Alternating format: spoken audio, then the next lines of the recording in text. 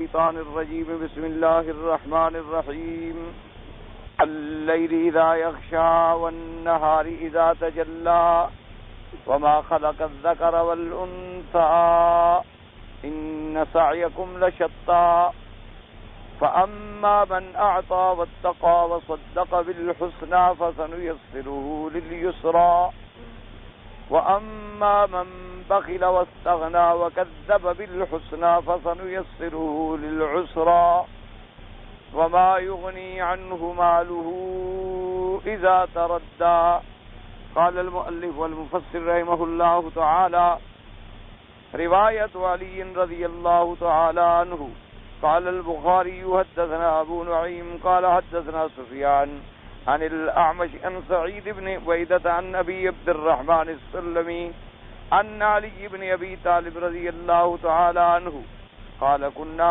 مع رسول الله صلى الله عليه وسلم في بقيع الغرقد في جنازة فقال ما منكم من أحد إلا وقد كتب مقعده من الجنة ومقعده من النار فقالوا يا رسول الله صلى الله عليه وسلم أفلا نتكل فقال اعملوا فكل ميسر لما خلق له ثم قرأ فأما من أعطى واتقى وصدق بالحسنى فسنيسره لليسرى إلى قوله للأسرى وكذا رواه من طریق شعبۃ ووکیع عن الأعمش بنحوه. اب مفسر رحمۃ اللہ علیہ قرآن مقدس کی ان آیات مبارکہ جو سورۃ اللیل کی آیات مبارکہ ہیں ان کے بارے میں ارشاد فرماتے ہیں اور احادیث مبارک ذکر فرما رہے ہیں. یہ دوسری حدیث مبارک ہے جو سیدنا علی رضی اللہ تعالی عنہ نے روایت کی ہے. امام بخاری رحمۃ اللہ علیہ نے اس سند کے ساتھ ابی عبد الرحمن السلمی سے عن علی ابن ابی طالب رضی اللہ تعالی عنہ روایت کی ہے. وہ فرماتی ہیں کہ ہم حضور پاک صلی اللہ علیہ وسلم کے ساتھ فی بقیع الغرقد، بقیع الغرقد جو ہے یہ مدینہ منورہ کا جو قبرستان ہے جس کا نام معروف جنت البقیع ہے، اسی جگہ کا نام ہے بقیع الغرقد، اسی وجہ سے اس کو بقیع کے نام سے پکارا جاتا ہے. تو فرماتی ہیں کہ ایک جنازے میں ہم حضور صلی اللہ علیہ وسلم کے ساتھ تھے اور حضور صلی اللہ علیہ وسلم نے فرمایا کہ تم میں سے کوئی بھی ایسا نہیں ہے جس کے بارے میں اللہ تبارک و تعالی نے لکھ دیا ہے کہ وہ اہل جنت میں سے ہے یا اہل نار میں سے ہے. یعنی ما منکم من احد الا وقد کتب مقعده من الجنة ومقعده من النار. تو صحابہ نے عرض کیا حضور کہ جب یہ فیصلہ ہو چکا ہے کہ جو جنتی ہے وہ جنتی ہے اور جو جہنمی ہے وہ جہنمی ہے تو افلا نتکلوا، تو کیا پھر ہم اسی بات پہ بھروسہ کریں اور ہر بات کو چھوڑ کے بیٹھ جائیں؟ تو آپ نے فرمایا کہ نہ، ایسا نہیں ہے. انہوں نے کہا حضور پھر ہمارے عمل کرنے کا کیا فائدہ؟ اگر ہم جنتی ہیں تو لازماً جنتی ہیں اور جہنمی ہیں تو لازماً جہنمی ہیں، اور اللہ تبارک و تعالیٰ کا فیصلہ جو ہے وہ کبھی بدلہ نہیں کرتا. تو لہذا ففیم العمل، تو ہمارے عمل کا کیا فائدہ ہوگا؟ حضور نے فرمایا کہ نہیں، سمجھو بات کو، اعملوا، تم عمل کرو. فکل میسر لما خلق لہ، اللہ نے جس کو جنت کے لیے پیدا کیا ہے اس کے لیے کام بھی جنت کے آسان فرما دیں گے. یعنی اعملوا فکل میسر لما خلق لہ، جس چیز کے لیے اللہ نے اسے پیدا فرمایا ہے اسی کے لیے اللہ اس کو آسان کر دیتے ہیں. جو جنت کے لیے جن کا فیصلہ ہے ان پر جنت کے کام اللہ آسان فرما دیتے، اور جن پر جہنم کا فیصلہ ہے ان کے لیے پھر وہی کام جو ہے اسی کے لیے ان کو آسان کر دیا جاتا ہے. تو اس لیے ایک مسئلہ سب سے پہلے تو یہ ذہن میں رکھ لیں کہ ہر مسلمان کا اللہ کی تقدیر پر ایمان کامل ہونا چاہیے کہ جو اللہ کی قضاء و قدر ہے وہ حق، دنیا کی کوئی طاقت جو ہے اس کو بدل نہیں سکتی. ایک بات ہمیشہ یہ ذہن میں رکھیں کہ جو اللہ نے قضاء اور قدر میں فیصلہ فرما دیا ہے وہ کبھی غلط نہیں ہو سکتا اور کبھی چل نہیں سکتا. اسی لیے میرے آقا کی ایک مشہور دعا مبارک ہے جو ہر نماز کے بعد آپ مانگتے تھے کہ اللہم لا مانع لما اعطیت ولا معطی لما منعت ولا راد لما قضیت ولا ينفع ذا الجد منک الجد، کہ یا اللہ کوئی دنیا کی طاقت اس چیز کو روک نہیں سکتی جو آپ دینا چاہیں، اور کوئی دنیا کی طاقت وہ چیز ہمیں دے نہیں سکتی اگر آپ روکنا چاہیں، اور کوئی دنیا کی طاقت آپ کے قضاء اور قدر کو رد نہیں کر سکتی، اور کسی کو اس کی محنت فقط فائدہ نہیں پہنچا سکتی جب اس محنت کو آپ قبول اور منظور نہ فرما لیں۔ تو یہ دعا مبارک حضور صلی اللہ علیہ وسلم ہر نماز کے بعد تقریباً فرماتے۔ تو ایک بات تو ہمارا تقدیر پر ایمان کہ اللہ کی تقدیر جو ہے وہ برحق، نمبر 1۔ اور دوسری بات یہ سمجھیں کہ اگر کوئی مثلا جاہل اعتراض کرے کہ جی اس کے لیے اللہ نے جنت کا فیصلہ کر دیا، اس کے لیے جہنم کا کر دیا، ایسا کیوں کیا؟ تو اس کا بھی جواب سیدنا علی رضی اللہ تعالیٰ عنہ نے بڑا عجیب دیا تھا کہ جب آپ سے کسی نے یہ سوال کیا تو انہوں نے فرمایا کہ بھئی بات یہ ہے کہ اگر تو تمہارے ملک میں، اس نے سوال یہ کیا تھا دراصل کہ جی اگر اللہ پاک میرے لیے جنت کا فیصلہ لکھ دیں تو پھر تو اللہ کا مجھ پر احسان ہے، مہربانی ہے، کرم ہے، لیکن اگر اللہ مجھے جہنمی بنا دے تو پھر میں کیا کہوں کہ میرے ساتھ زیادتی ہے؟ تو حضرت علی رضی اللہ تعالیٰ عنہ نے فرمایا کہ بھئی بات سنو، اگر تو تمہارے ملک میں کوئی آدمی خلاف کرے وہ تو زیادتی ہے، یعنی ملک ہے تمہارا، اب ایک اینک ہے مثلا یہ تمہارے ملک میں، اگر کوئی آدمی اس کو لے کر توڑ دے تو لازمی بات ہے زیادتی ہے کہ اس نے میرے ملک میں تصرف کیا، میری اجازت کے بغیر کیا اور میرا نقصان کیا۔ لیکن اگر کوئی آدمی اپنے ملک میں کوئی تصرف کرے کہ اینک ہے کسی کو دے دے، اینک ہے اس نے اٹھا کے پھینک دی، اینک ہے اس نے بیچ دی، اینک ہے اس نے کسی کو مفت دے دی، یا اس نے کہا بس اب بیکار ہے میں نہیں پہنتا، اس پر تو کسی کو اعتراض کرنے کا حق نہیں ہے۔ تو اس نے کہا جی ہاں بات تو ٹھیک ہے۔ تو نے فرمایا اگر اللہ نے تقدیر میں فیصلہ کیا ہے کسی کے جنتی ہونے کا اور کسی کے جہنمی ہونے کا تو اس مخلوق کا مالک کون ہے؟ تو اس نے کہا اللہ، نے کہا اپنے ملک میں وہ جو چاہے فیصلہ فرمائے، تم کون ہو پوچھنے والے؟ تو اللہ نے اپنے ملک میں فیصلہ کیا ہے، تمہارے ملک میں تو کوئی فیصلہ نہیں کیا۔ یا تو تمہارا بھی کوئی ملک ہو، جب تمہارا ملک ہی نہیں ہے، تمام دنیا اس کی مملوک اور مخلوق ہے، تو وہ اپنی مخلوق میں، اپنے مملوک میں، اپنے ملک میں جو چاہے فیصلہ فرما دیں، ان کی مرضی ہے۔ اسی کا نام تو خدا ہے کہ اس سے کوئی پوچھ نہیں سکتا کہ آپ نے ایسا کیوں کیا۔ ساری دنیا سے پوچھا جا سکتا ہے لیکن اللہ کی ذات سے کوئی سوال نہیں کر سکتا کہ لا یسأل عما یفعل وہم یسألون۔ اللہ نے فرمایا اس کی ذات سے نہیں پوچھا جائے گا لیکن تم سب سے پوچھا جائے گا۔ یہ دو باتیں ذہن میں رکھ لیں۔ دو، تیسری بات یہ رکھ لیں ذہن میں کہ اللہ کا علم جو ہے اس کا کوئی مقابلہ نہیں، اور اس کا علم جو ہے وہ ماضی، حال، مستقبل، آسمان، زمینیں، قیامت تک کے لیے محیط ہے۔ تو جب اللہ تبارک و تعالی ایک چیز کو جانتے ہیں کہ یہ کس قابل ہے، اسی قابل اس کا فیصلہ کیا۔ جو جنت کے لائق اور قابل تھے ان کے بارے میں فیصلہ بھی اللہ نے جنت کا، اور جو جہنم کے لائق اور قابل تھے ان کے بارے میں فیصلہ بھی جہنم کا ہوا۔ تو جب انہوں نے اپنے علم کے مطابق ایک فیصلہ فرمایا، اور اللہ کے علم میں کوئی غلطی نہیں ہوتی، اور اللہ تبارک و تعالیٰ کبھی بھولتے نہیں، اللہ تبارک و تعالیٰ کبھی بہکتے نہیں، اللہ تبارک و تعالیٰ کسی کے روب میں آگے فیصلہ نہیں کرتے، اللہ تبارک و تعالیٰ کسی کے آگے کمزور نہیں، اس لیے پھر جو بھی ان کا فیصلہ ہے وہ برحق ہے۔ اب اللہ تبارک و تعالیٰ نے جس کو اچھے کاموں کی توفیق دی ہے تو علامت یہی ہے کہ اس کو اللہ نے جنت کے لیے پیدا کیا، کہ کام ہی وہ جنت والے کر رہا ہے، اور جس کو غلط کاموں میں پڑا ہوا ہے وہ سمجھے یہی کہ اس کو پیدا ہی اسی کے لیے کیا گیا ہے۔ لیکن کبھی ایسا بھی ہوتا ہے، یاد رکھو کہ ساری زندگی ایک آدمی کفر پہ رہا لیکن چند لمحات اپنی موت سے پہلے کلمہ پڑھ لیا اور جنتی بن گیا۔ اسی طرح ساری زندگی ایک آدمی ایمان پہ رہا لیکن جناب چند دن باقی تھے، نعوذ باللہ کے مرتد بن گیا، قادیانی ہو گیا، کافر بن گیا، اسماعیلی بن گیا، آغا خانی بن گیا، کسی غیر فرقے میں چلا گیا، گمراہ ہو گیا اور مر گیا۔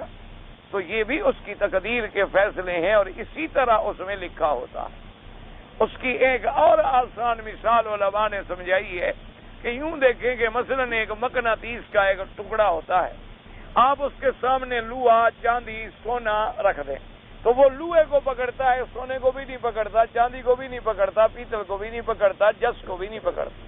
تو اس کو اللہ نے ایک ایسی کشش دی ہے جس کا تعلق لوہے سے بنتا ہے اور کسی چیز سے نہیں بنتا ہے۔ تو جو اللہ پاک ایک ایسی بے جان چیز میں ایسی کشش پیدا کر دیتی ہے کہ وہ سونے، چاندی اور لوہے میں پہچان لیتا ہے کہ لوہا کون سا ہے، اسی کو تو وہ پکڑتا ہے، دوسری چیزوں کو نہیں پکڑتا۔ تو جو خالق کائنات ہے اس نے اگر کسی کے لیے جہنم کا فیصلہ کیا ہے تو وہ بھی اس کا عدل ہے اور وہ بھی اس کا فیصلہ برحق ہے، اور جس کے لیے اس نے جنت کا فیصلہ فرمایا ہے وہ بھی اس کا فضل ہے اور وہ بھی اس کی رحمت ہے، اور اس کا ہر فیصلہ جو ہے وہ برحق ہے۔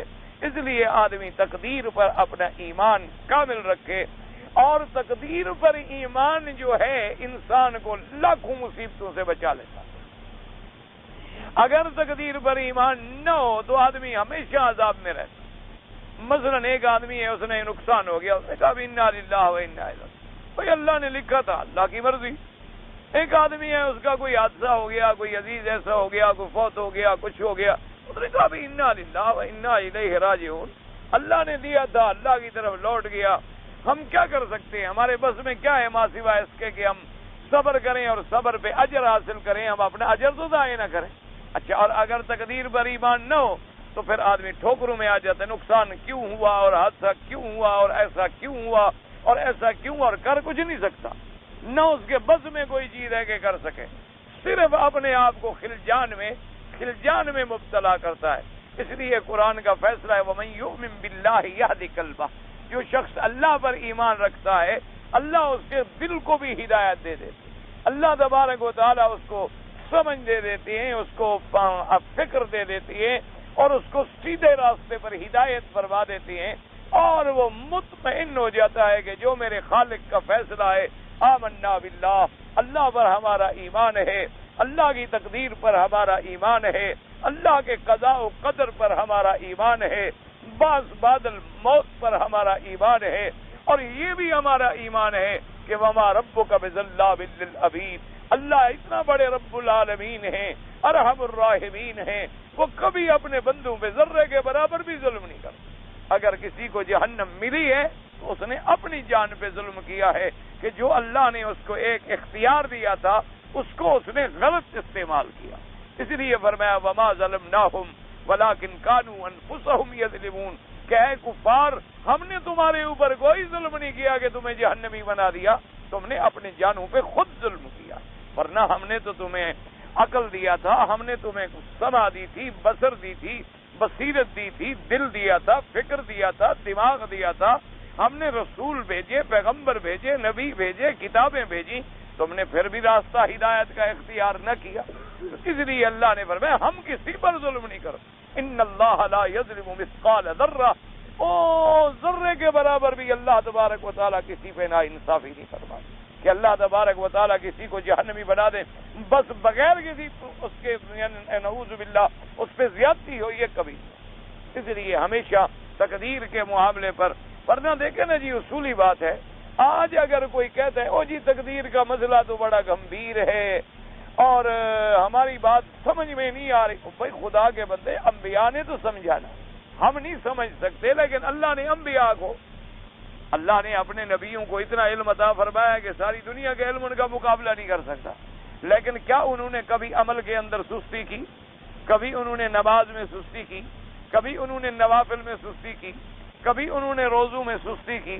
کبھی تلاوت قرآن میں، اللہ کے ذکر میں، اللہ کے جہاد میں، دعوت میں، تبلیغ میں کبھی سستی فرمائی؟ اس لیے ہمارا بھی وہی فرض ہے کہ ہم انبیاء کے نقش قدم پہ چلیں، ہم ان کو نمونہ سمجھیں اور ان کے ہر حکم پر چلنے کی کوشش کریں، اور اپنی طرف سے اچھے کام کو اختیار کریں اور برے کام سے بچیں، اور پھر اس کی قضاء و قدر سے ڈرتے رہیں کہ پتہ نہیں فیصلہ ہمارے بارے میں کیا ہے، وہ تو اللہ تبارک و تعالیٰ ہی جانتے۔ اس لیے آپ نے فرمایا اعملوا، عمل کرو اور عمل پہ لازم رہو، اور باقی رہا تمہارا یہ کہ عمل، اس کی توفیق بھی اللہ دے رہے ہیں، اگر تمہیں بھلائی کی توفیق مل رہی ہے تو شکر کرو کہ تم اچھے کام کے لیے پیدا کیے گئے۔ فرماتے ہیں ان کو باقی مفسر علماء نے بھی روایت فرمایا اس حدیث کو. ثم رواه عن عثمان بن ابي شيبة عن جرير منصور سعيد بن عبيدة عن نبي عبد الرحمن عن علي بن ابي طالب رضی اللہ تعالی عنہ. یہ دوسری سند بھی حضرت علی رضی اللہ تعالی عنہ سے قال كنا في جنازة في بقيع الغرقد، ہم ایک جنازے میں تھے بقیع الغرقد کے اندر. فاتا رسول اللہ صلی اللہ علیہ وعلى آلہ واصحابہ وسلم تسلیما کثیرا کثیرا فقعد وقعدنا حوله ومعه مقصرة فنكس فجعل ينكث بمقصرته ثم قال ما منكم من أحد أو ما من نفس منفوسة إلا كتب مكانها من الجنة والنار وإلا قد كتب الشقيا أو سعيدا. فقال رجل يا رسول الله صلى الله عليه وسلم أفلا نتقل كتابنا وندع الأمل. اس روایت میں تھوڑا الفاظ میں فرق ہے، بات وہی ہے. اس میں حضرت علی رضی اللہ تعالیٰ عنہ فرماتی ہیں کہ ہم بقیع الغرقد میں جنازے میں شریک تھے، یعنی جنازے کے بعد تشریف لے گئے وہاں کہ حضور پاک بھی تشریف لے آئے. فقعد آ کے بیٹھ گئے، فقعدنا حولہ ہم حضور پاک کے ارد گرد حلقہ بنا کے بیٹھے. حضور کے ہاتھ میں ایک چھوٹی سی چھڑی تھی. فرمایا وجعل ينكث في الارض، اس چھڑی سے آپ زمین کو تھوڑا تھوڑا کریدنے لگے جیسے کسی فکر میں بیٹھے. جیسے آدمی متفکر ہو نا تو پھر زمین پہ کچھ سوچتا ہے. اور اس کے بعد حضور پاک صلی اللہ علیہ وسلم نے فرمایا کہ ما منکم من احد او ما من نفس منفوسۃ، تم میں سے کوئی ایک یا کوئی نفس انسانی جس کو اللہ نے پیدا فرمایا ہے، اس کی جگہ جنت کی ہے تو وہ بھی لکھی جا چکی ہے، اور جہنم کی ہے تو وہ بھی لکھی جا چکی ہے. اگر وہ شقی بدبخت ہے تو وہ بھی لکھا ہوا ہے، اور سعید تو سعد ہے اچھے بخت والا ہے وہ بھی لکھا ہوا ہے.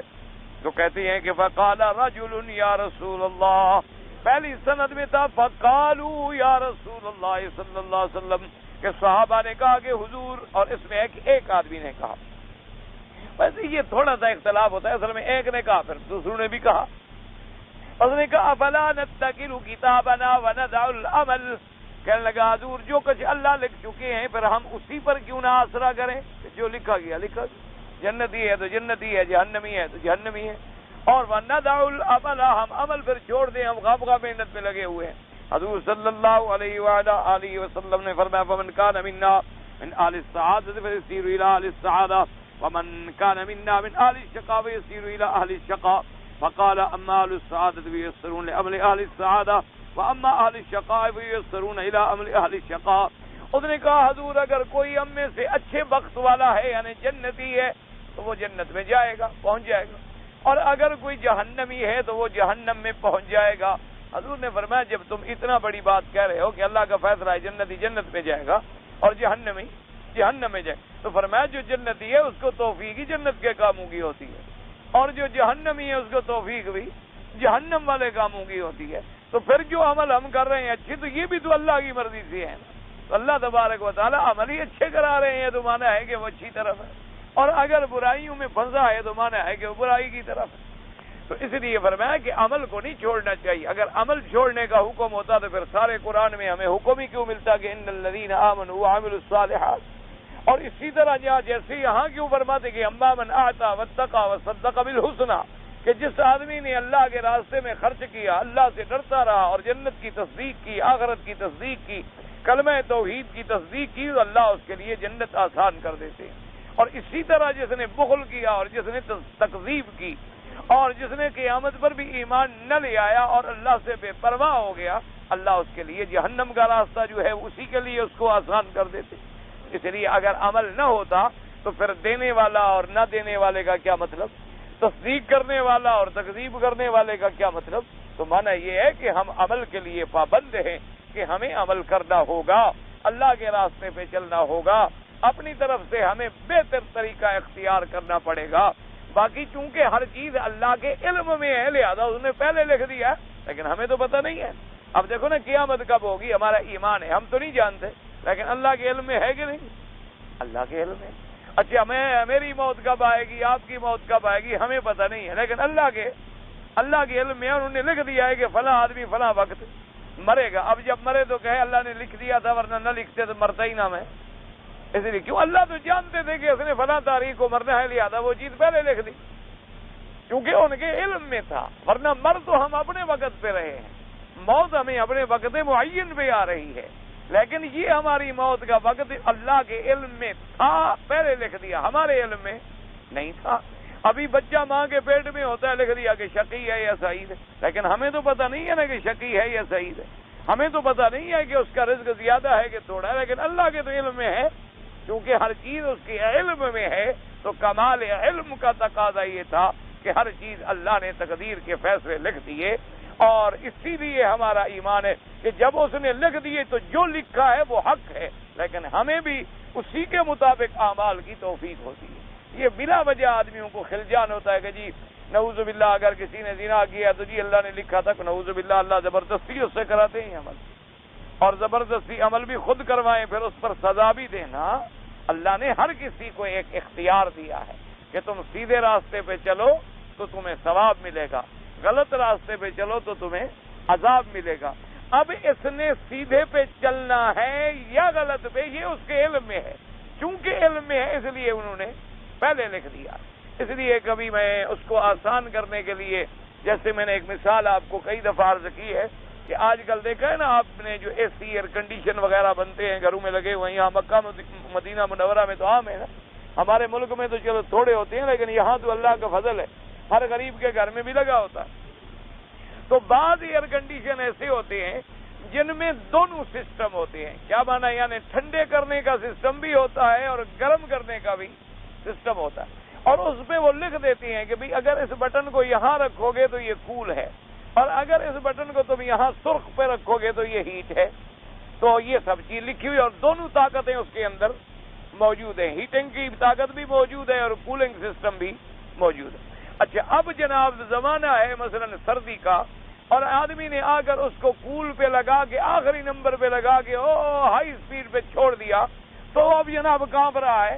وہ کہ خدا کے بندے کیا ہے؟ وہ کہتے ہیں جی لکھا ہوا نہ ہوتا تو خواہ میں غلطی نہ کرتا نا، اس میں دونوں چیزیں کیوں لکھی ہوئی تھی، یا اس میں دونوں چیزیں کیوں رکھی ہوئی تھی؟ تو جو سمجھدار ہوگا وہ کہے گا پاگل تم نے غلط نمبر لگایا ہے، تمہاری غلط نمبر لگانے کی وجہ سے ٹھنڈی ہوا رہی۔ ابھی دیکھو تم اس کو صحیح جگہ پہ لگاؤ، ہیٹ پہ لگا دو، اور اس کو بند کرو، پھر چلاؤ، دیکھو اب گرم ہوا آ رہی ہے، اب ہیٹ ہو رہی ہے، گرمی ہو رہی۔ تو اللہ تبارک و تعالیٰ کے تو چونکہ علم میں ہے۔ اب یہاں جیسے کوئی بے وقوف کہے گا جی ان نے کیوں لکھ دیا یہ ٹھنڈا بھی کرتا ہے اور گرم بھی کرتا ہے، اگر یہ لکھا ہوا نہ ہوتا تو یہ ٹھنڈا بھی نہ کرتا اور گرم بھی نہ کرتا، یہ کوئی عقل کی بات؟ تو اللہ نے انسان میں دونوں قوتیں رکھی ہیں، خیر کی قوت بھی رکھی ہے اور شر کی قوت بھی رکھی ہے، اور دونوں پہ چلنے کی اس کو طاقت بھی دی ہے۔ جیسے آنکھیں دی ہیں تو بند کرنے کا سبب بھی دیا ہے کہ نہیں دیا؟ چاہو تو کھول لو اور چاہو تو بند کر لو۔ آپ نے کھولا ماشاءاللہ کعبۃ اللہ پہ نظر پڑ گئی، اور اگر آپ نعوذ باللہ عورتوں کو دیکھنے لگیں گے تو گناہ ہوگا، کعبے پہ دیکھیں گے تو رحمت ہو۔ اللہ نے زبان بولنے کے لیے دی ہے تو ہونٹ بند کرنے کے لیے بھی تو دی ہے۔ اللہ تبارک و تعالیٰ نے آپ کو کسی چیز کے چلنے کی طاقت دی ہے تو اپنے آپ کو روکنے کی طاقت بھی دی ہے۔ اللہ تبارک و تعالیٰ نے ہاتھ آپ کو پکڑنے کے لیے دی ہے تو جھٹکنے کے لیے بھی تو دی ہے۔ اس لیے اللہ نے دونوں طاقتیں بندے کو دی ہیں، خیر کی طاقت بھی دی ہے اور شر کی طاقت بھی دی ہے، اور پھر اس کے لیے واضح بھی کر دیا ہے کہ یہ جنت کا راستہ ہے اور یہ جہنم کا راستہ ہے۔ اب جو وہ اپنے اختیار سے اختیار کرتا ہے اسی پہ اس کو ثواب ملتا ہے یا اسی پر اس کو جزا ملتی ہے۔ تو ہمیشہ یاد رکھ، باقی یہ کہ لکھا ہوا چونکہ اس کے تو علم میں ہے کہ میرے بندے نے کیا کرنا ہے، اس نے یہ کرنا ہے اور اس نے یہ کرنا ہے، وہ پہلے لکھ دیا۔ اب جب فرشتے پڑھتے ہیں وہ پہلے لکھا ہوا ہے کہ بھی یہ عمل جنت کے کرے گا، جنت کے کرے گا، کمال بھائی اللہ کے علم کا کمال ہے کہ ابھی بندہ پیدا ہوا اور پہلے لکھا گیا۔ اس لیے ورنہ ہر چیز جو ہے ہمیں ہمارے عمل پہ بدلہ بھی ملے گا اور عمل پہ ہمیں سزا بھی ملے گی۔ یہ نہیں کہ اللہ کسی کو ایسے جہنم میں ڈال دے، خود اس سے نعوذ باللہ جبرن ایک عمل کروائیں اور پھر جبرن اس کو جہنم میں ڈال دے۔ اس لیے فرماتے ہیں، آپ نے فرمایا کہ اما اہل السعادۃ یسرون لعمل اہل السعادہ، جو سعادہ والے ہیں ان کو اللہ پاک آسانی بھی عمل سعادہ کے لیے دیتی ہیں۔ واما اہل الشقاء یسرون الی عمل اہل الشقاء، اور جو بدبخت ہیں ان کے لیے اسی راستے اس کے لیے آسان ہوتی ہیں۔ اور فرمایا ثم قرأ، حضور پاک نے پھر یہ آیت مبارک پڑھی، فاما من اعطى واتقى وصدق بالحسنى فسنيسره لليسرى وَأَمَّا مَنْ بَخِلَ وَاسْتَغْنَىٰ وَكَذَّبَ بِالْحُسْنَىٰ فَسَنُيَسِّرُهُ لِلْعُسْرَىٰ۔ وقد أخرجه بقية الجماعة من طرق سعيد بن عبيدة به رواية عبد الله بن عمر رضي الله تعالى عنهما. قال الإمام أحمد حدثنا عبد الرحمن قال حدثنا شعبة عن عاصم بن عبيد الله قال سمعت سالم بن عبد الله يحدث عن ابن عمر رضي الله تعالى عنهما قال قال عمر يا رسول الله أرأيت ما نعمل فيه أفي أمر قد فرغ أو مبتدأ أو مبتدئ قال فيما قد فرغ منه فاعمل يا ابن الخطاب فإن كلا ميسر أما من كان من أهل السعادة فإنه يعمل للسعادة وأما من كان من أهل الشقاء فإنه يعمل للشقاء. رواه الترمذي في القدر من دار بن مهدي به وقال حسن صحيح. حضرت عبداللہ ابن عمر رضی اللہ تعالیٰ عنہ یہ حضرت عمر کے بیٹے ہیں. روایت فرماتے ہیں کہ حضرت عمر نے عرض کیا کہ یا رسول اللہ صلی اللہ علیہ وسلم جب آدمی چھینک آئے تو اس کو چاہیے کہ الحمدللہ کہے اور سننے والے کو چاہیے کہ وہ یرحمک اللہ کہے اور پھر جس نے الحمدللہ کہا تھا وہ کہے یہدیکم اللہ ویصلح بالکم. یہ سنت ہے حضور پاک صلی اللہ علیہ وسلم. یہ نہ سمجھا کریں کہ چھوٹی سنت ہے. امام ابی داؤد رحمت اللہ علیہ کا واقعہ ہے کہ ایک دفعہ آپ کسی دریا کے کنارے پہ کھڑے تھے اور دریا کے کنارے سے تھوڑی دور کوئی چھوٹا موٹا جہاز اس زمانے میں جو بھی ہوگا یا کوئی لانچ ہوگی جو بھی اللہ عالم وہ کھڑی تھی. اس پر ایک آدمی کو چھینک آئی اور اتنی زور سے اس کو چھینک آئی کہ اس کی آواز حضرت نے کنارے پہ سنی اور اسی زور سے اس نے کہا الحمدللہ. تو حضرت نے فوراً ایک چھوٹی کشتی والا کھڑا تھا اس سے کہا کہ مجھے اگر اس کشتی کے قریب لے جاؤ تو کتنے پیسے لوگے؟ تو اس نے کہا کہ میں 3 روپے لوں گا. اس زمانے میں کرایہ ایسا تھا. تو آپ نے کہا جلدی کرو مجھے لے جاؤ. تو آپ جلدی سے کشتی میں بیٹھے اور اس کے قریب جا کے کہا کہ یرحمک اللہ. تو اس نے کہا یہدیکم اللہ. اس نے بھی سن لیا. تو آپ واپس آ رہے تھے کہ آواز آئی کہ وہاں ابھی داؤد تم نے تو آج 3 روپے میں اللہ کی جنت خرید لی ہے. کیونکہ ان لوگوں کو حرص تھا نا کہ کوئی چھوٹی سی چھوٹی سنت رہ نہ جائے. آپ نے دیکھا نہیں دنیا دار کو کیسے حرص ہوتا ہے. کروڑوں روپے کما کے بیٹھو پھر بھی دھیلا نہیں جانے دے گا. کہا کہ یہ بھی مجھے ملے اور یہ بھی مجھے ملے اور یہ بھی مجھے. جن لوگوں کو اللہ نے دین کی تڑپ دی ہے ان کو دین کا حرص ہوتا ہے کہ چھوٹی سی چھوٹی سنت پہ بھی عمل ہو جائے, چھوٹی سی چھوٹی سنت سے بھی عمل ہو جائے. اس لیے ہمیشہ کوشش کیا کریں. بظاہر آپ کو یہ چھوٹی چیز نظر آتی, حضور کی سنت پر چھوٹی کیا عمل. حضور صلی اللہ علیہ وسلم کے طریقہ مبارک پر کبھی ایک الحمدللہ کہنے پر نجات ہو جاتی. حضور صلی اللہ علیہ وسلم نے جو سنتیں فرمائی ہیں, پانی پیئے تو بسم اللہ الرحمن الرحیم فرمایا, پانی پیو تو آہستہ پیو اور باقاعدہ سانس نکالو, اور باقاعدہ اپنا سانس جب نکالو تو اس برتن کو دور کرو تاکہ تمہارا سانس اس کے اندر نہ جائے. فرمایا اس میں پھونک نہ مارو, اور اس کے بعد 3 دفعہ آرام سے سانس نکال کے پیو اور بعد میں کہو الحمدللہ. اور ایک حدیث مبارک میں الحمدللہ الذی جعل الماء عذبا فراتا برحمتہ ولم يجعله ملحا اجاجا بذنوبنا, کہ اللہ تیرا شکر ہے کہ تو نے اپنی رحمت سے پانی کو میٹھا بنا دیا, ہمارے گناہوں کی وجہ سے اس کو کھاری نہیں کر دی. اگر تو ہمارے گناہوں کی وجہ سے سارے پانی نمکین بنا دیتا ہم کیا کر لیں؟ ہمارے اندر کوئی طاقت. یہ تو تیرا شکر ہے کہ تو نے ہمارے پینے کے لیے ایسے ایسے پانی ہمیں عطا فرمائے. اس لیے فرمایا کہ کھانا آئے تو پڑھو بسم اللہ الرحمن الرحیم. اس لیے فرمایا بسم اللہ الذی لا یضر مع اسمہ شیء فی الارض ولا فی السماء وهو السمیع العلیم. اور فرمایا کبھی آلتی پالتی مار کے کھانا نہ کھاؤ, کبھی ٹیک لگا کے کھانا نہ کھاؤ, کبھی کرسیوں پہ یوں آکڑ کے بیٹھ کے اللہ کی نعمت کو نہ کھاؤ, کبھی کھڑے ہو کر کھانا نہ کھاؤ. فرمایا بلکہ اکڑوں بیٹھ کے کھانا کھاؤ عاجزی کے ساتھ کہ اللہ تیرا شکر ہے کہ تو نے یہ نعمتیں مجھے عطا فرما دی ہیں, ورنہ اگر تو یہ چھین لیتا تو میں کیا کر سکتا. یا نعمتیں بھی موجود ہوں اور میرے دانت نہ ہوں میں کھا نہ سکوں, یا نعمتیں بھی موجود ہوں اور تو شوگر کی مرض لگا دے تو میٹھا چکھ بھی نہ سکوں, نعمتیں بھی موجود ہوں تو ایسی بیماری لگا دے کہ میرے اندر داخل ہی نہ ہو سکے, یا میرا معدہ نظام ہضم اس کو قبول ہی نہ کر سکے. تو اللہ تیرا شکر ہے. فرمایا کھا لو تو کہو الحمدللہ الحمدللہ الذی اطعمنا وسقانا وکسانا من العراء وآوانا وجعلنا من المؤمنین. اللہ تیرا کروڑ شکر ہے کہ تو نے ہمیں کھانا کھلایا, تو نے ہمیں پانی پلایا, تو نے ہم لوگوں کو کپڑا عطا فرما کے ہمارے بدن کو چھپایا, تو نے ہمیں رہنے کے لیے ٹھکانہ عطا فرمایا, اور سب سے تیرا شکر ہے کہ تو نے ہمیں ایمان والا بنایا. تو نے ہمیں مومنین میں شامل فرمایا، فرمایا یہ سنت ہے ادا کر۔ اب مشکلات ایسے ہو گئے ہیں پیدا میرے بھائی، اللہ سے دعا کرو، پتہ نہیں ہم کوئی ایسے عجیب چکر میں آ گئے ہیں کہ بعض بھائی ہمارے تو کھانے کے بعد بھی 3 دفعہ دعا مانگیں گے، ہاتھ اٹھاؤ جی دعا کرو کھانا ہو گیا، اور بعض آدمی ایک دفعہ وہ جو سنت والی دعا ہے وہ بھی نہیں کرتا۔ انا للہ و انا، یعنی حالانکہ دعا سنت ہے، ہاتھ اٹھانا ثابت نہیں۔ ایک بڑا آسان مسئلہ ہے، دعا میں جھگڑا ہی نہیں، اللہ کے بندے دعا میں تو کوئی اختلاف ہی نہیں، بلا وجہ لڑائیاں ہیں اور سر پھٹول ہیں اور ایک دوسرے پہ فتوے ہیں اور ایک دوسرے پہ اللہ معاف کرے بغض ہے اور اناد ہے کہ جو دعائیں مانگتا ہے ماشاءاللہ وہ تو پکا عاشق ہے، اور جس نے روٹی کے بعد دعا نہیں مانگی تو وہ نعوذ باللہ بالکل حضور کا منکر ہو گیا۔ انا للہ و انا الیہ راجعون۔ حالانکہ جھگڑا دعا میں نہیں ہے، حضور نے کھانے کے بعد بھی دعا مانگی، پانی پینے کے بعد بھی دعا مانگی، حضور پاک نے ہر نماز کے بعد بھی دعا مانگی، حضور پاک نے ہر عمل صالح کے بعد بھی دعا مانگی، لیکن ہاتھ نہیں اٹھائے۔ ہاتھ اٹھاتے تھے حضور کسی خاص موقع پر، تو ہاتھ اٹھانا گو ثابت ہے۔ اور ایک حدیث مبارک میں موجود ہے کہ جب بندہ ہاتھ اٹھاتا ہے تو اللہ فرماتے ہیں مجھے حیا آتی ہے کہ اپنے بندے کے ہاتھوں کو خالی کیوں کروں، تو لہذا اگر کوئی اٹھا لے تو الحمدللہ، اور کسی نے نہیں اٹھائے تو کوئی بات نہیں ہے۔ یہ کوئی ایسا مسئلہ تو نہیں ہے کہ آدمی ایک دوسرے سے بغض کرے، اور لڑائی جو ضروری ہے وہ تو سنت ہے۔ اس لیے ہمیشہ یاد رکھے، اگر طالب العلم بھی سنتوں پہ عمل نہیں کریں گے تو پھر کون کرے گا؟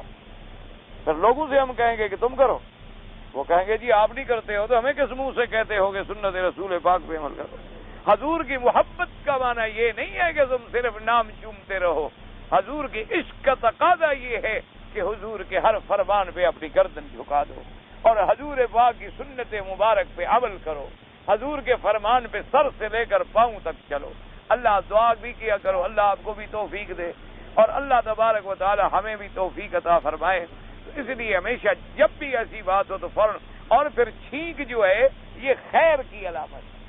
حضور نے فرمایا کہ جب آدمی کو چھینک آتی ہے تو یہ اچھی علامت ہے، اور جب آدمی کو آتی ہے نا جی سانس نکال کرتا ہے تو یہ نحوست کی علامت ہے۔ اس لیے وہاں حکم ہے کہ لا حول ولا قوت الا باللہ العلی العظیم، شیطانی اثر ہے۔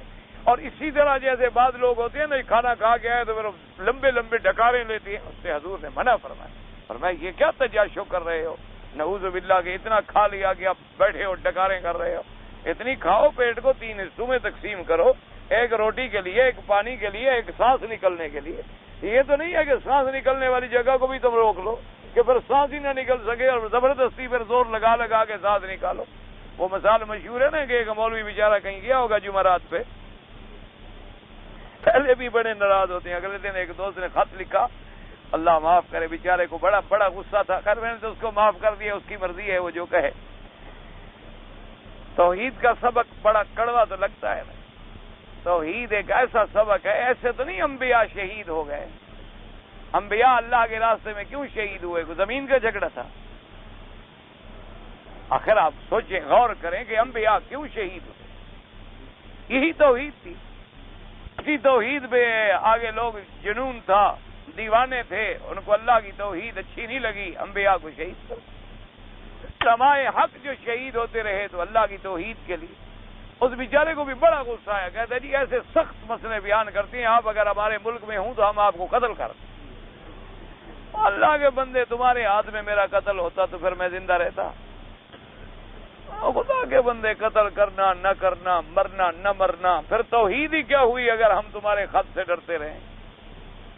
یہ تو ہمارا اللہ بھی کہتا ہے جی آپ اپنے ملک میں ایسی تک، میں نے تو کتابیں لکھی ہیں اپنے ملک میں، اردو میں لکھی ہوئی ہیں، عربی میں نہیں ہیں۔ یہ نہیں کہ اپنے ملک میں کوئی اور مسئلہ بیان کرتا ہوں، یہاں کوئی اور مسئلہ بیان کرتا ہوں۔ اللہ کی توحید ہے، اور اس سے بڑی کوئی موت ہے کہ لوگ عورتوں کے لیے مر جاتے ہیں، ڈاکے میں مر جاتے ہیں، اغوا میں مر جاتے ہیں، چوری میں مر جاتے ہیں، زنا میں مر جاتے ہیں۔ اگر ہم اللہ کی توحید کے لیے شہید ہو جائیں، اور بھی کوئی چیز چاہیے پھر ہمیں؟ اس سے بڑا بھی کوئی مرتبہ ہے دنیا میں؟ اسی لیے صحابہ جب شہید ہوتے تھے کیا کہ فزت ورب الکعبہ، کہتے تھے رب کعبہ کی قسم ہے ہم کامیاب ہو۔ رب کعبہ کی قسم ہے کہ ہم جیت گئے۔ اللہ کے بندے اللہ کی توحید کے ساتھ ایسا معاملہ نہ کریں، اللہ کی پکڑ بڑی سخت ہوتی۔ اللہ تبارک و تعالی رحمت فرمائے۔ تو بہرحال ایسی کوئی بات نہیں، میں نے کہا تم ابو جہل ہو، کسی مسلمان کو لکھا جائے تم ابو جہل ہو۔ بہرحال جو اس نے کہا میں نے تمہیں معاف کر دیا ہے، مجھے نہ رنج ہے نہ کچھ، اس سے زیادہ مجھے گالیاں ملتی ہیں، اور مجھے یقین ہے انشاءاللہ کہ تم ٹھیک ہو جاؤ۔ تم نے مسئلے کو سوچنا شروع کر دیا ہے، جب سوچنا شروع کرے آدمی اللہ کی ہدایت آئے گی، اللہ تبارک و تعالیٰ کی رحمت آئے گی اور حق سمجھ آ جائے گا۔ حق حق ہے اور باطل باطل ہے۔ اس لیے بہرحال تو اس میں عرض یہ کر رہا تھا کہ انسان کو اللہ تبارک و تعالی دعا یہ کیا کریں کہ اللہ ہمیں حق پہ رکھے۔ یہ چھوٹے چھوٹے مسائل میں الجھنا جو ہوتا ہے نا، جو وہ کیا بیچارہ کہیں روٹی چھوٹی تھی جمعرات اسی لیے ناراض ہو جاتے ہیں، کہتے ہیں جمعرات ہے کیوں کہتے ہیں، اور خدا کے بندے آخر کیا کہیں۔ تو خیر جی اس نے حلوہ ولوا کھا لیا تھا تو وہ بیمار ہو گیا بیچارہ، ڈاکٹروں کو بلایا، اب جناب مر رہا ہے، نہ سانس اوپر جاتا ہے نہ نیچے جاتا ہے۔ تو حکیم صاحب آ گئے، انہوں نے گولیاں نکالی، انہوں نے کہا یہ 2 گولیاں جلدی جلدی کھا لو۔ کہنے لگا حکیم صاحب ان گولیوں کی جگہ ہوتی تو میں اور حلوہ نہ کھا لیتا۔ تو یہ کھانا جو ہے یہ بھی شریعت میں حرام ہے، یہ بھی منع ہے کہ آدمی بلا کی طرح ٹوٹ پڑے۔ یہ بھی حضور پاک نے فرما دیا 3 حصوں میں تقسیم کرو اپنے پیٹ کو، ایک حصہ روٹی کے لیے، ایک پانی کے لیے اور ایک ہوا اور سانس کے لیے، اور فرمایا بھوک لگی ہو بچے تو چھوڑ دو۔ یعنی یہ نہیں ہے کہ تم حرص کے ساتھ کھاؤ، حرص کو حضور نے منع فرمایا، اور جو تمہارے سامنے ہے وہ کھاؤ، دوسرے کے آگے سے ہاتھ نہ بڑھاؤ۔ اگر تیرے نصیب میں ہے وہ تمہیں خود اٹھا کے دے دے گا۔ جس بوٹی پر، جس چاول پر اللہ نے تیرا نام لکھا ہے کوئی اور کھا ہی نہیں سکتا، تیرے مقدر میں ہے تو وہ دور بیٹھے ہوئے بھی اٹھا کے آگے تمہیں دے کہ وہ تم نے ہی کھانا ہے۔ تو پھر حرص کرنے کی ضرورت کیا ہے؟ اس لیے ہمیشہ یاد رکھیں سنت پہ کوشش کیا کریں عمل کرنے کی، اور دعا کریں کہ اللہ ہم سب کو سنت والا بنائے، اللہ بدعات سے بچائے، اللہ شرک اور کفر کے اندھیروں سے نکال کے ہمیں نور ایمان پہ رکھے۔ اس کے بعد جناب فرماتی ہیں حدیث آخر من روایت جابر رضی اللہ تعالی عنہ قال ابن جرير الدزي قال اخبرنا ابن وهب قال اخبرني عمرو بن الحارث عن ابي الزبير جابر بن عبد الله رضي الله تعالى عنه انه قال يا رسول الله صلى الله عليه وسلم انا اعمل لامر قد فرغ منه او لامر نستأنفه۔ ہاں حضرت عمر رضی اللہ نے پوچھا تھا، حضور آپ سے پوچھا حضرت عمر نے کہ حضور جو ہم عمل کرتے ہیں یہ اللہ لکھ چکے ہیں یا ابھی لکھیں گے یا ابھی اور ابتدا ہوگی؟ آپ نے فرمایا لکھا جا چکا ہے۔ تو نے کہا حضور پھر ہم عمل کس بات کا کر رہے ہیں، لکھا تو جا چکا ہے۔ آپ نے فرمایا فعمل ابن الخطاب، آپ نے فرمایا ابن خطاب کے بیٹے تم عمل کیا کرو۔ ہر کسی کو اسی عمل کی توفیق ملتی ہے جس کے لیے اللہ نے اس کو پیدا کیا ہے۔ حدیث آخر من روایت جابر رضی اللہ تعالی عنہ، یہ حدیث حضرت جابر رضی اللہ تعالی عنہ روایت۔ قال ابن جرير الدزي قال اخبرنا ابن وهب قال اخبرني عمرو بن الحارث النبي الزبير جابر بن عبد الله انه قال يا رسول الله صلى الله عليه وسلم نعمل لامر قد فرغ منه او لامر نستعرفه فقال لامر قد فرغ منه فقال سراقة فيما الامر اذن فقال رسول كل امر ميسر لعمله ورواه مسلم النبي الطاهر نبي ابي بن وهب به۔ حضرت جابر سے روایت ہے کہ جابر بن عبداللہ کہتے ہیں کہ انہوں نے حضور پاک سے سوال کیا کہ یا رسول اللہ صلی اللہ علیہ وسلم ہم جو عمل کر رہے ہیں یہ لکھا جا چکا ہے یا لکھا جائے گا؟ آپ نے فرمایا لکھا جا چکا۔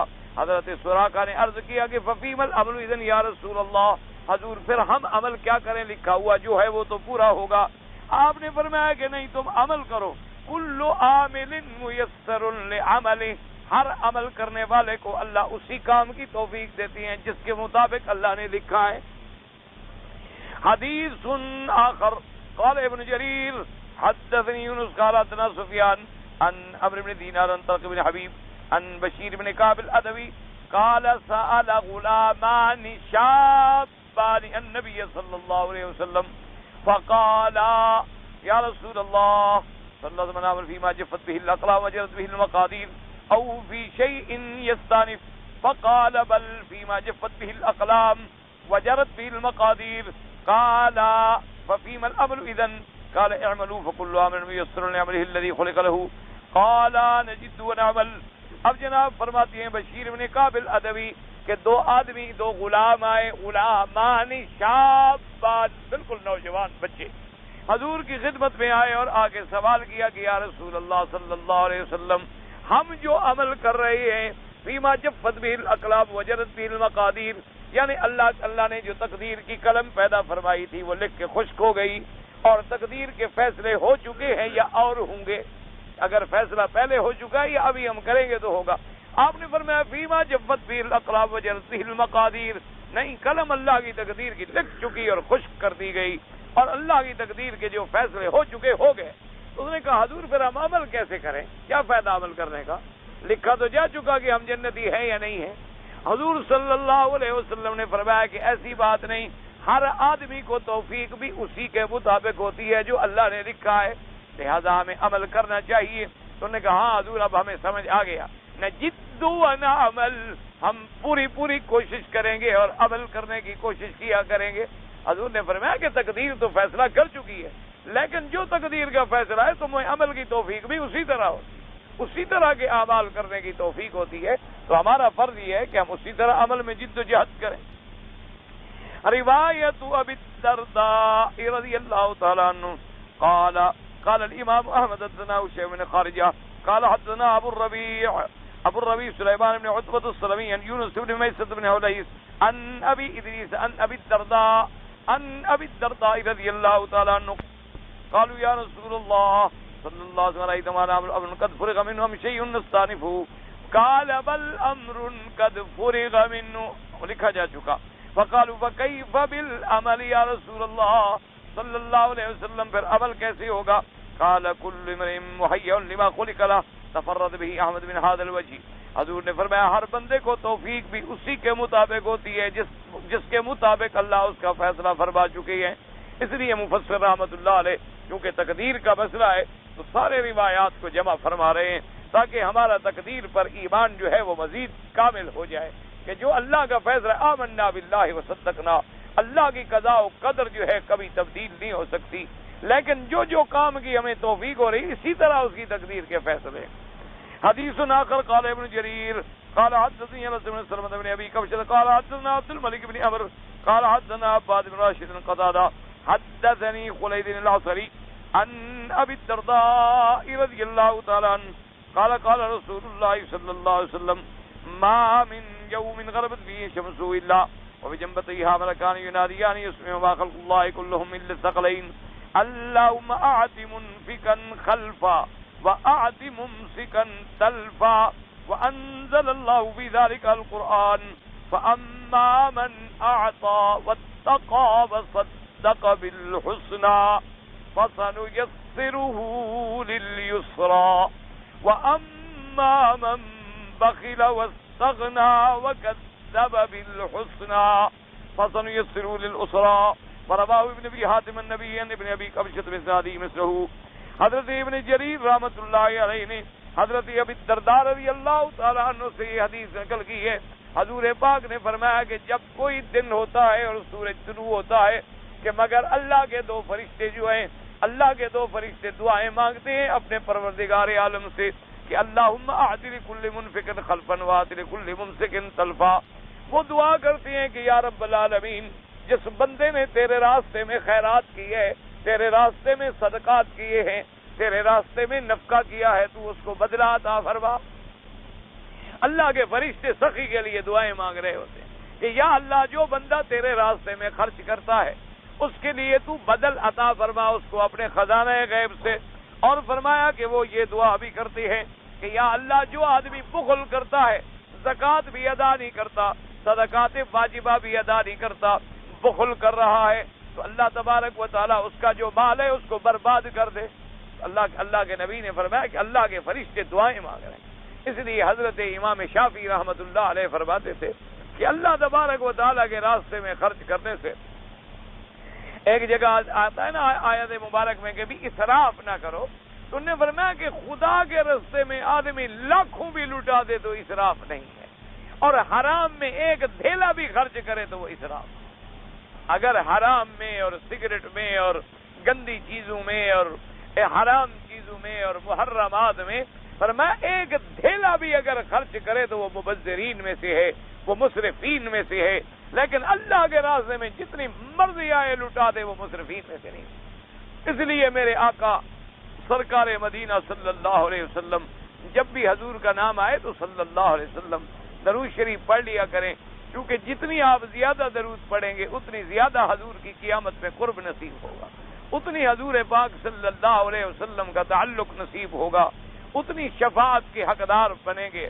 تو جب بھی نام آئے، جہاں بھی نام آئے، تو حضور پاک صلی اللہ علیہ وسلم پہ آدمی پورا درود پڑھے، اگر پورا نہ پڑھ سکے تو صلی اللہ علیہ وسلم یا صلی اللہ علیہ وعلی آلہ واصحابہ وسلم، جو بھی آسان ہو لیکن پڑھے ضرور۔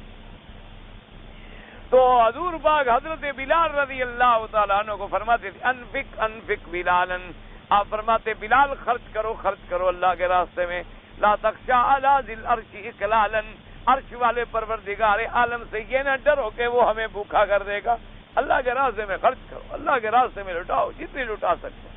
اور اسی طرح میرے آقا کا فرمان ہے، فرمایا ما نقص مال من صدقۃ قط او کما قال رسول اللہ، حضور نے فرمایا جو آدمی اللہ کے راستے میں صدقہ خیرات کرے اس کا مال کبھی کم نہیں ہو سکتا، اس کا مال کبھی کم ہو سکتا ہی۔ یہ تو صرف ہمارے دیکھنے کے مسئلے ہوتے ہیں نا جی، دیکھنے والا تو دیکھتا ہے نا جی سود میں مال بڑھ رہا ہے اور زکوٰۃ میں کم ہو رہا ہے، جب میں بینک میں پیسے رکھتا ہوں تو 7% ملتے ہیں اور زکوٰۃ میں تو 2.5% کٹتے ہیں، تو یہ تو جناب کٹ رہا ہے ہمارا گھٹ، لیکن اللہ فرماتے نا یمحق اللہ الربا ویربی الصدقات، فرمایا میں ربا کو برباد کر دوں گا اور صدقات کو بڑھا دوں گا۔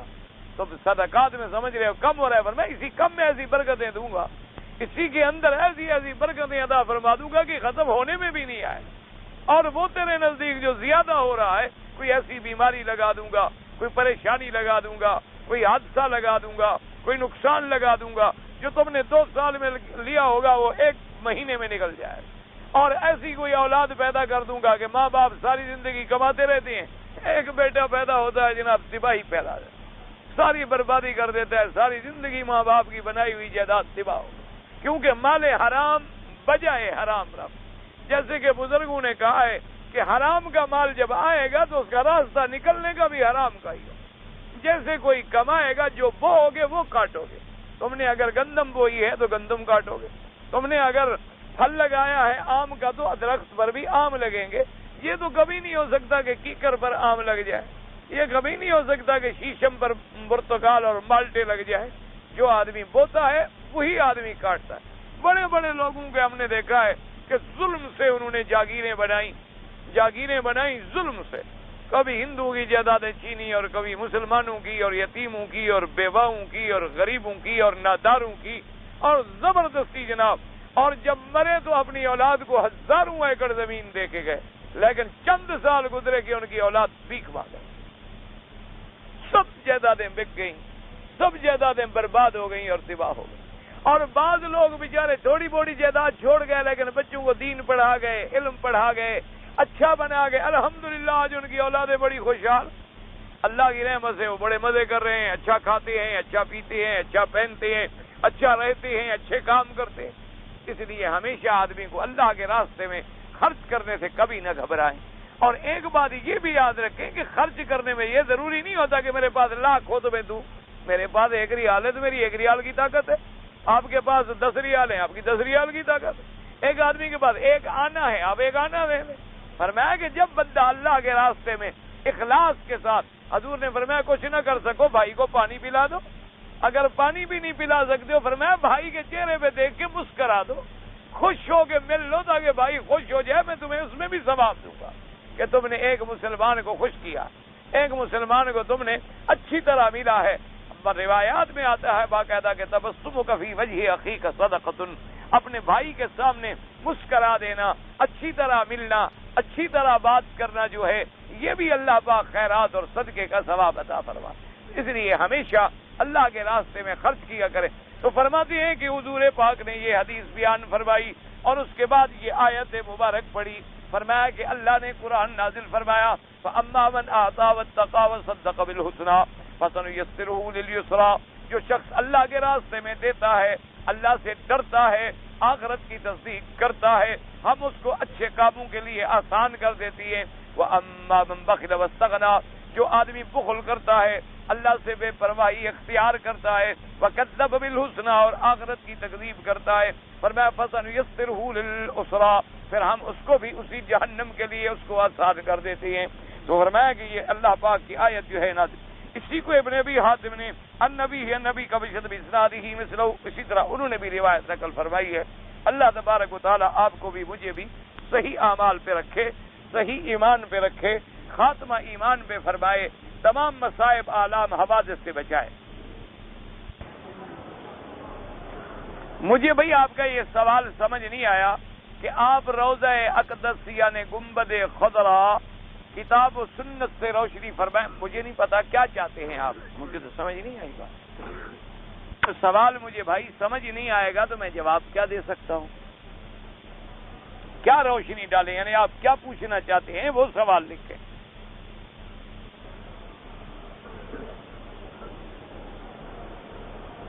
ایک آدمی کے اپنے 6 بچے ہیں اور والدین بھی موجود ہیں، وہ اپنے والدین کو خرچہ نہیں دے سکتا، کبھی کبھی سال میں یا 2 سال میں جو توفیق ہوتی ہے دے دیتا ہے۔ تو بھائی گزارش یہ ہے کہ یہ تو سارے معاملے ہیں میرے بھائی نیت پر۔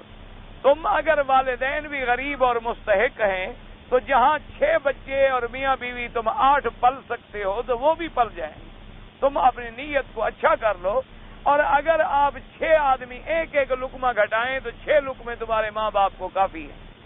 اگر تم ان کے خرچ میں سے ایک ایک ریال کی بھی کمی کرو تو ماشاءاللہ 6 ریال روز کے بچیں گے، تمہیں 180 ریال تمہارے ماں باپ کے لیے بہت کافی ہے، فکر نہ کرو انشاءاللہ۔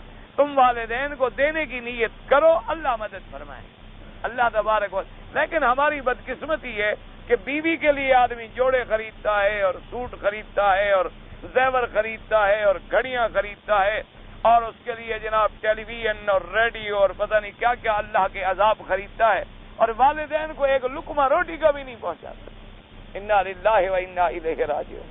اسی لیے میرے آقا نے فرمایا تھا ایک زمانہ آئے گا قیامت کے قریب، فرمایا علامات قیامت میں سے ہے کہ ان یبر صدیقہ و یعق والداہ، کہ لوگ دوستوں کے تو بڑی خدمت کریں گے لیکن والدین کے نافرمان ہوں۔ اللہم انت السلام و منک السلام تبارک ربنا یا ذا الجلال والاکرام۔ اور بعض روایات میں الیک یرجع السلام ادخلنا الدار السلام بالسلام اور بھی ہیں، لیکن صحیح روایت میں وہی ہے۔ تبلیغی جماعت والے جہاد سے منع کرتے ہیں، کہاں جہاد سے آپ کو منع؟ آپ جہاد پہ جا رہے تھے، آپ کو پکڑ کے لے آئے؟ نہیں، اللہ کے حرم میں کھڑے ہو ایمان سے کہو کہ بھئی میں جہاد افغانستان پہ جا رہا تھا، ایک تبلیغی جماعت والا ملا، اس نے میرے گلے میں رسہ ڈالا، مجھے کھینچ کے گھر لے آیا۔ یا مجھے کسی عالم نے تبلیغی جہاد میں منع کیا کہ بھی جہاد پہ نہ نکلو۔ یہ بلا وجہ تہمتیں لگانے سے دین والوں کے ساتھ بغض رکھنا جو ہے، اللہ فرماتے ہیں پھر میرے ساتھ جنگ کے لیے تیار ہو جائے۔ اور اللہ سے بھی کوئی جنگ کر سکتا ہے، نتیجہ کیا نکلے گا؟ بربادی ہوگی۔ اگر آپ اچھا کام کر نہیں سکتے تو جو کر رہے ہیں ان کو برا تو نہ کہو۔ ان کا مقصد تو یہ ہوتا ہے کہ بھی تعلیم حاصل کرو، دین میں لگو، یہ بھی جہاد ہے۔ آج کے زمانے میں حق کے لیے نکلنا یہ جہاد نہیں، اپنے نفس کو مار کے نفس کو آرام سے چھوڑ کرنے کا، یہ نہیں کہ جب جہاد فرض ہو رہا ہو تو جہاد نہ کرو۔ جہاد کے مسائل ہے کہ جہاد فرض کفایہ ہے، ہر آدمی پہ فرض نہیں ہوتا۔ دین کا سیکھنا جو ہے ہر آدمی پہ فرض ہے۔ اللہ کے نبی نے فرمایا ہے کہ علم کا سیکھنا جو ہے وہ فرض ہے، ہر مسلمان مرد پہ بھی اور عورت پہ بھی۔ اور جہاد تب فرض ہوگا جب تیرے ملک میں خدا نہ کرے کافر غصہ آئے۔ اگر کسی اور ملک میں ہے تو ہمارے لیے فرض کفایہ ہے۔ اگر کچھ چند آدمی ہمارے اس جہاد میں شریک ہیں تو الحمدللہ ثم الحمدللہ، یا مجھے اللہ نے توفیق دی ہے میں پیسے بھیج کر ان کی مدد کر رہا ہوں تو یہ بھی جہاد بالمال ہے، یا میں تبلیغ میں لوگوں کو دعا کرتا ہوں اور مجاہدین افغانستان اور مجاہدین کشمیر کے لیے جذبہ بیدار کرتا ہوں، یہ بھی جہاد ہے، یا میں ان کے حق میں مضمون لکھتا ہوں، یہ بھی جہاد ہے۔ تو بلا وجہ اہل حق پر تہمت نہ لگایا کریں، وہ بیچارے کام کر رہے ہیں۔ مجھے زندگی میں اللہ جانتا ہے کبھی تک توفیق نہیں ہوئی، کبھی ایک دن بھی میں ان کے ساتھ نہیں کیا، ایک دن بھی، لیکن میں نے پوری دنیا کے بڑے بڑے ملک دیکھے ہیں، ان لوگوں کی محنت سے ان لوگوں کی محنت سے ایک نہیں دو نہیں لاکھوں کروڑوں بندے مسلمان ہوں، بڑی محنت کر رہے ہیں، اللہ ان کی محنت کو منظور فرمائے۔ بہرحال میں کبھی نہیں نکلا، جو سچی بات ہے، میں کہوں کہ میں بھی گیا ہوں یا میں نے کوئی تیر مارا ہے، میں تو یہ ناکارہ سا آدمی ہوں، یہ طالب العلم ہوں، یہ قرآن لے کے بیٹھ جاتا ہوں، اور اسی میں امید ہے کہ آپ لوگوں کی دعا سے اللہ میری نجات کا کوئی ذریعہ بنا دیں گے۔ ورنہ میں نے بہرحال جہاں جہاں دیکھا ہے، بڑے بڑے ملک میں دیکھا ہے کہ ان لوگوں نے اللہ کی رحمت سے کوئی ایسی محنت کی ہے نا جی، کہ وہ لوگ جو انگریزی فیشن کے دل دادا تھے اور جن کی زندگی شراب میں گزرتی تھی، اتنی اتنی داڑیاں ہیں، سر پہ پگڑی ہے، ہاتھ باندھے ہوئے مسلح پہ بیٹھے رو رہے ہیں، میں نے بدلے ہوئے آدمی لاکھوں دے، حتیٰ کہ ایک دفعہ امام حرم اللہ ان کی اور علم و عمل میں اور صحت میں برکت دے، ایک دفعہ تشریف لے گئے کہیں، تو اتفاق سے ان کے کسی اجتماع میں شرکت ہوئی، تو امام صاحب نے نماز پڑھائی، تو جب انہوں نے نماز پڑھائی اور سلام پھیرا تو انہوں نے تو 2 رکعتیں پڑھنی تھی، مسافر تھے امام صاحب تو ان سب نے بھی سلام پھیر دیا۔ امام صاحب سمجھے کہ ان لوگوں کو مسئلے کا پتہ نہیں، شاید بھول گئے، تو انہوں نے فرمایا کہ بھائی جو مقامی ہو، جو مسافر نہ ہو، وہ اپنی نماز پوری کرے۔ اب وہ بیچارے کہے تو عربی میں سکتے تھے، تو بعد میں ایک عالم نے عرض کیا، انہوں نے کہا حضرت یہ ہزاروں آدمی جو آپ کے پیچھے نماز پڑھی سب مسافر ہیں، دین کے لیے نکلے ہوئے ہیں، ان میں ایک بھی نہیں ہے گھر والا، یہ بھی مسافر ہیں آپ کی طرح، یہ بھی سب دین کے لیے نکلے۔ امام صاحب اتنی دعا فرمائی، فرمایا اللہ کی شان ہے کہ اللہ نے دین کا وارث تو عرب کو بنایا تھا، لیکن کام آپ لوگ کر رہے ہیں۔ اس لیے بہرحال کوئی دین کا کام کر رہا ہے، اگر اس کو اچھا نہیں سمجھ سکتے ہو تو برا بھی نہ کہو، اس کو بغض بھی نہ رکھو۔ کوئی قرآن پڑھا رہا ہے، حدیث پڑھا رہا ہے، قاعدہ پڑھا رہا ہے بچے کو، الحمدللہ ثم تم دنیا میں لگے ہو، وہ دین میں لگے ہیں، غصہ بھی تمہیں ان پر ہے۔ اللہ کے بندے ہم دنیا کما رہے ہیں، وہ بیچارے دین میں زندگیاں لگا رہے ہیں، اللہ تبارک و تعالیٰ ان کی محنتوں کو قبول فرمائے۔ اگر عورت حیض اور نفاس والی ہے اور کیسٹ لگی ہوئی ہے قرآن کی، سن سکتی ہے، کوئی بات نہیں، سن سکتی ہے، پڑھ نہیں سکتی، قرآن کو چھو نہیں سکتی۔ اتنا لمبا آدمی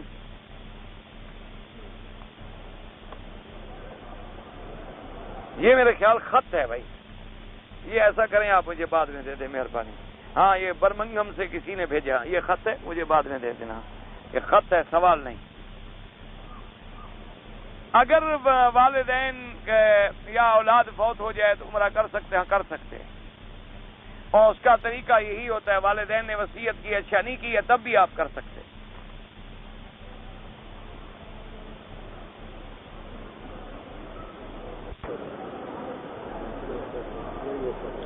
ایک آدمی کے 3 بیٹے ہیں، 2 لڑکے 1 لڑکی، ٹھیک ہے، ان کی شادیاں ہو گئی، چلی گئی، ایک لڑکا جو ہے مکان میں رہتا ہے، اس میں مکان پہ کچھ پیسے خرچ کے، بھائی سیدھی سی بات ہے، والدین کی وفات کے بعد اس کی جائیداد شریعت کے مطابق سب کا حق ہے۔ اگر اس مکان پہ کسی لڑکے نے اپنی طرف سے 2-4 ہزار روپیہ لگایا ہے، اس کی مرضی آئے تو معاف کر دے، مرضی آئے تو ان سے پیسے لے لے، لیکن جائیداد میں حصہ سب کو شریعت کے مطابق ملے۔ یہ نہیں کہ میں نے پیسے لگائے تھے تو مکان میرا ہو گیا، سوال ہی پیدا نہیں ہوتا۔ آپ کو جس آدمی نے خط لکھا ہے تو وہ خط ہمیں سنائیں بھائی، انشاءاللہ میں نے کہا تھا نا کہ پہلے وہ مجھے ملے تاکہ ہم ایک دوسرے کی غلط فہمیاں دور کریں۔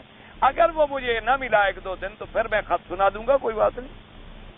کچھ لوگ کہتے ہیں کہ امام مہدی غار میں ہے، یہ تو وہ ملنگ کہتے ہیں، جھوٹی بات ہے، کوئی غار شار میں نہیں ہے وہ۔ اور لطف کی بات یہ ہے، اتنا بڑا جھوٹ بولتے ہیں، وہ کہتے ہیں حسن عسکری کا بیٹا ہے، باپ کہتا ہے میرا بیٹا ہی کوئی نہیں، اس باپ نے کتابوں میں لکھا ہے کہ میرا بیٹا کوئی نہیں ہے، لیکن یہ کہتے نہیں اس کا بیٹا ہے اور غار میں چھپا ہوا ہے، اور قرآن بھی 70 گز کا رکھا ہوا ہے۔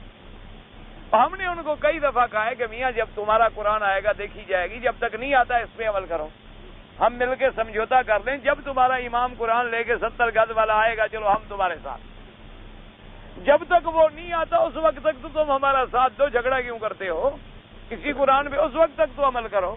یہ اچھی کتاب ہوئی کہ وہ غار میں چھپا کے بیٹھا ہوا ہے، جب ساری دنیا مر جائے گی پھر آئے گا۔ اگر گھر والی نماز نہ پڑھے تو نکاح ہی نہیں رہتا، بڑا چھوٹا سا مسئلہ ہے، ایک نماز چھوڑ دے نکاح چھٹی۔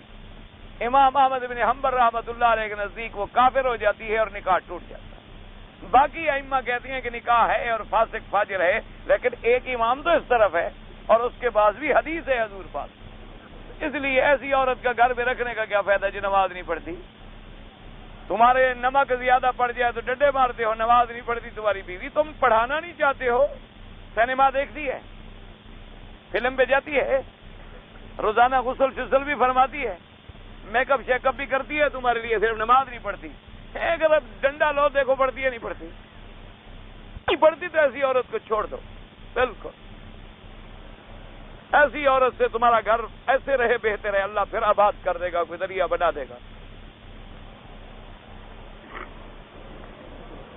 اگر رمضان شریف میں کسی عورت کا خامن دن میں روزے کے ساتھ اپنی بیوی سے بستری کرے، ہم بستری کرے، ہاں روزہ بھی ٹوٹ گیا اور باقاعدہ کفارہ بھی ادا کرے. غلام تو اب ملتے نہیں، 2 مہینے روزے رکھے متواتر، یا یہ ہے کہ 60 مسکینوں کو کھانا کھلائے اور توبہ بھی کرے، استغفار بھی کرے. عورت رضامند نہ تھی تو بہرحال رضامند کو روزے سے نہیں، تو تم نے تو کر لیا نا، زیادہ کفارہ تو بھرو تم. وہ نہیں تھی تو اس کا کیا ہے؟ مجھے کتاب کا نام یاد نہیں ہے، کتاب میں پڑھا تھا، اللہ کوثر نیازی نے لکھا تھا کہ عورت سے گھر کے کام کاج جو ہیں یہ زبردستی نہیں لیا. ہاں اصل مسئلہ یہ ہے کہ یہ گھر کا کام کرنا، صفائی کرنا، کپڑے دھونا، یہ سارے کام اس کی مہربانی کہ وہ کر رہی ہے، اس کی مہربانی. اسی طرح جیسے تمہارے ذمہ کیا ہے، اس کی رہائش اور روٹی اور کپڑا، اس کے علاوہ جو تم زیور دیتے ہو اور چیزیں دیتے ہو اور مدد کرتے ہو یہ تمہارا احسان ہے. اسی طرح وہ جو ہمارے کام کاج کر رہی ہے اس کا احسان ہے، ورنہ شرعاً ہم اس پر زبردستی نہیں کر سکتے. ہاں بالکل، عورت اپنے بچوں کی نگہداشت تو کرے گی، وہ تو اس کے ذمہ ہے.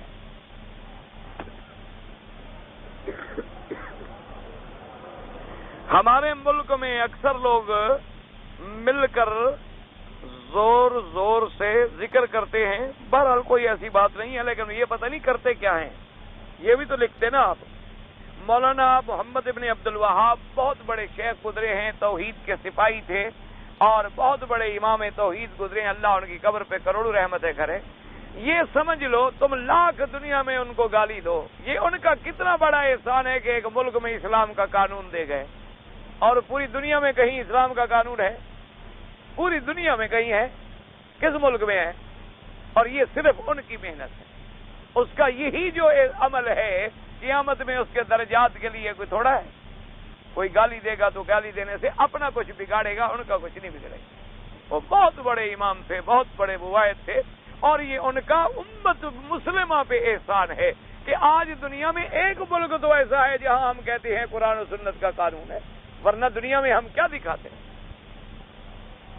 آپ کے بیٹے کے لیے میں نے دعا کی ہے، دعا بڑی مہربانی، اللہ شفا کاملہ عطا فرمائے اور اللہ سب کے بیٹوں کو شفا دے، سب کے بیٹوں کو حیا دے.